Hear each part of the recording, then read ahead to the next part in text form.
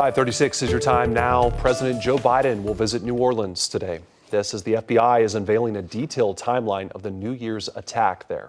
ABC's Allison Kosick has the details.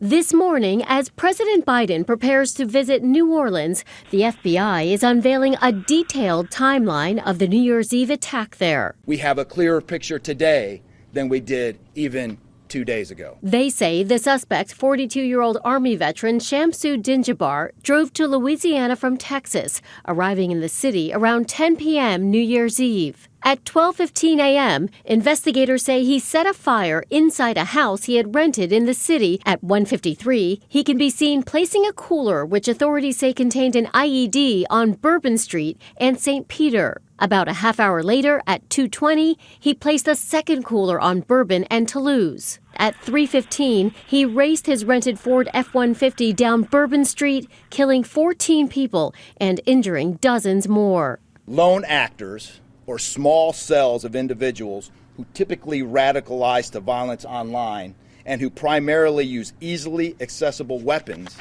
have posed the greatest terrorism threat to our homeland. Authorities say the casualties could have been much higher because the fire inside the rental home burned out before it could spread to the accelerants Jabbar had placed inside. And they say the detonator Jabbar tried to use to set off those IEDs inside the coolers failed before he was killed in a shootout with law enforcement. Investigators say Jabbar traveled to New Orleans twice in the months before the attack, recording this video as he rode around the French Quarter on a bike. Sources say Jabbar recorded several videos in which he claimed he had joined ISIS earlier this year. Homeland Security Secretary Alejandro Mayorkas warns ISIS continues to seek to radicalize individuals outside of the Middle East.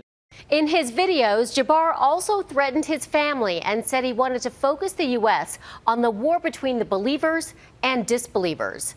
Allison Kosick, ABC News, New York.